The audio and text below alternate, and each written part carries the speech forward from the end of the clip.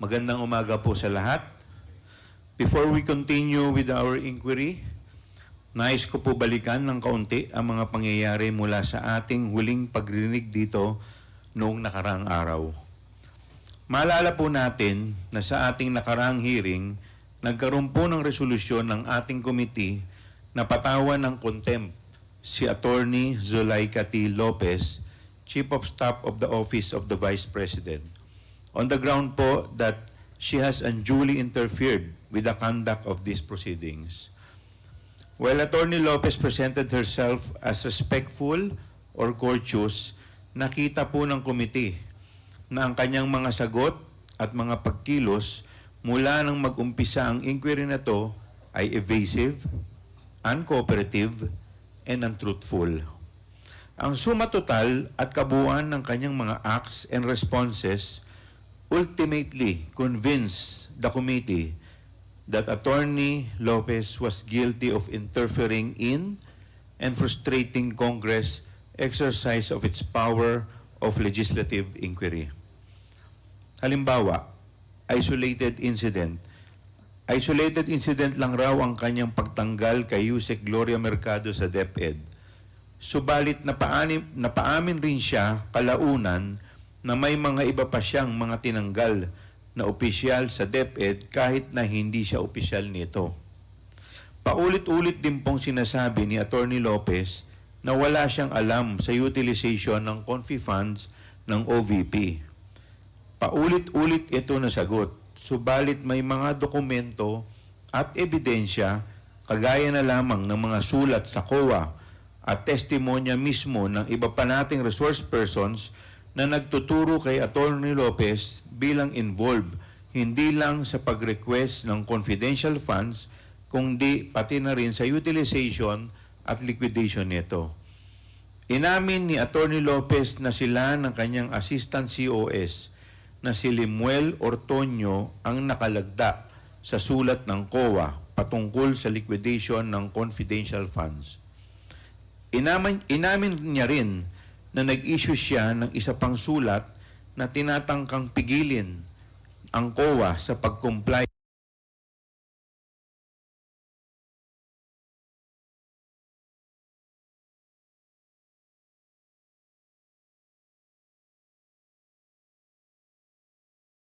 ng isang sabina mula sa... Tignan po ang totality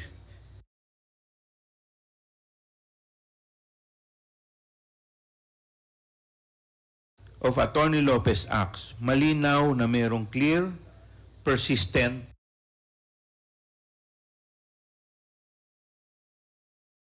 and willful attempt to interfere, frustrate, and defeat the inquiry undertaken by the committee. At dahil dito ay nahatulan siya ng contempt under Section 11F of our Rules of Procedure governing inquiries in aid of legislation.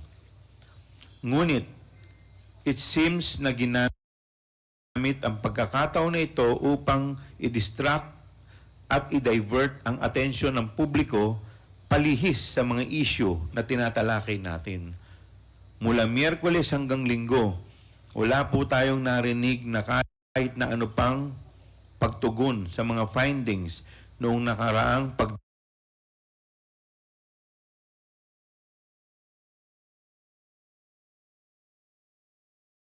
pagdinig natin. Sadya pong pilit na tinatabunan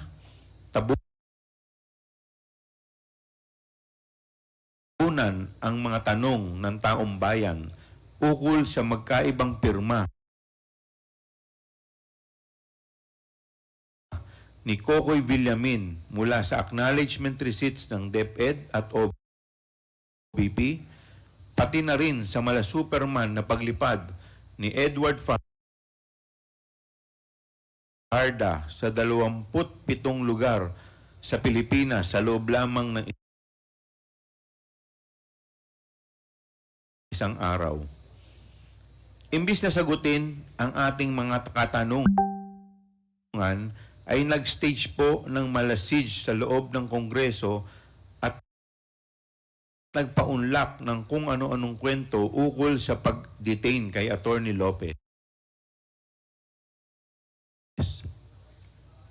Let me set the record straight. After Atty. Lopez was taken into custody by our Sergeant at Arms, madami po tayong in-extend na concession sa kanya at sa Vice Presidente. Isang miyembro ng pamilya mo. Gusto raw po ni Atty. Lopez ng additional security personnel. Pinagbigyan din po natin. May request pa si Atty. Lopez, pwede raw po ba payagan ang personal physician niya na bumisita sa kanyang araw-araw. Sabi po natin, okay. Sundin lang po ang guidelines ng ating Office of the Sergeant at Arms dahil ang opisina nila ang umaasikaso sa seguridad sa loob ng Batasan Complex. Kahit na hindi visiting day ang Sunday, nung nag-request po si Atty. Lopez na payagan ng council at OVP staff niya na bisitahin siya ng linggo, hindi po natin pinagyan ito. Ngunit nilagay nila sa security risk ang buong Kongreso sa pagpupumilit ng Vice Presidente na manirahan sa loob. May notice pa po tayong natanggap noong Biyernes, mag-walking exercise raw si Vice Presidente sa loob ng Batasan Complex. Bandang hapon ng November 22, siguro noong naging malinaw sa USAA na mananatili ulit ang Vice Presidente sa loob ng Batasan for that night, nakatanggap po ang ating committee ng report mula sa USAA reiterating that the continued presence of the Vice President in the House of Representatives complex has disrupted its normal operations and has jeopardized security.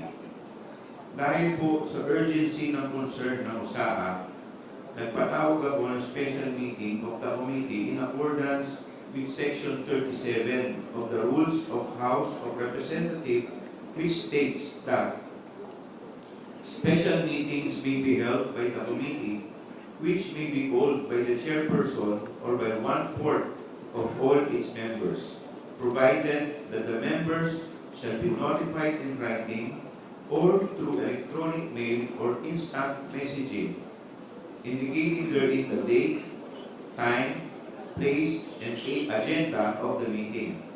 Sa special meeting na yun, this committee unanimously resolved to transfer Atty. Lopez from the House of Representatives Detention Center to the Women's Correctional Facility in Mandaluyong. Para sa hindi familiar sa ating rules, nakasaad po sa Section 11 na nasa discretion po ng committee kung saan i-detain ang isang tao na nahagtulan ng contempt. The rule states that upon order of the committee, a person cited in contempt shall be detained in such place as the chairperson or acting chairperson may designate. Sa tanong kung bakit napagdesisyonan ito at ng committee na ilipat si Atty. Lopez, ang primary consideration po rito ay ang seguridad ng complex and to alleviate the strain caused to the staff by the continued presence of the Vice President and her contingent sa loob ng complex. Lalong-lalo na po ang mga security personnel natin sa USAA. May breach of security protocols and guidelines of the House of Representatives on the conduct of visits to detained individuals. Kahit na ilang beses po tayo nanawagan sa Vice Presidente, patuloy pa rin po ang kanyang disregard and brazen non-compliance of the office orders prohibiting visitors from staying overnight in the premises of the House of Representatives. Today po sa hearing na ito, nirequest ko rin po ang Sergeant at Arms, retired PM General Taas, to be present and report on what really transpired sa transfer kay Atty. Lopez. Pero huwag natin kalimutan na hanggang ngayon ay wala tayong natatanggap na malinaw na paliwanag kung bakit binudol ang mga kawani ng AFP na maglabas ng mga sertifikasyon na gagamitin pala ng DepEd sa pag-justify ng kanilang paggamit ng confidential funds. Kahit na wala namang natatanggap na pera ang AFP mula sa DepEd confidential funds. At oo, isang misteryoso pa rin para sa taong bayan ang pagkatao nitong si Mary Grace Piatos. Sa bawat pagdinig po natin, patong-patong po ang mga natutuglasang kababalaghan sa nangyayari sa 612.5 million na confidential funds ng OBP at DepEd.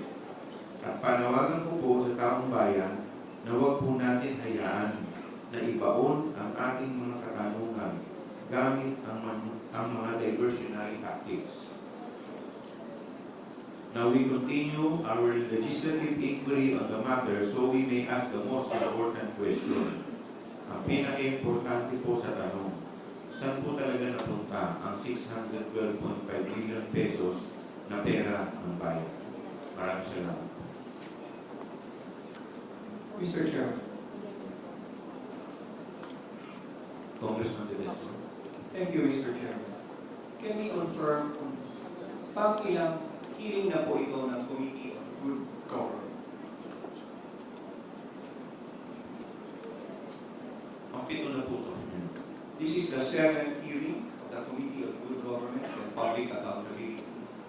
Mr. Chairman, will you agree with me if I said that if only all the resource persons attended and told the truth, it would take this committee only one hearing to conclude its inquiry on what happened to the funds of DepEd and OBP. Is that correct, Mr. Chairman? I totally agree.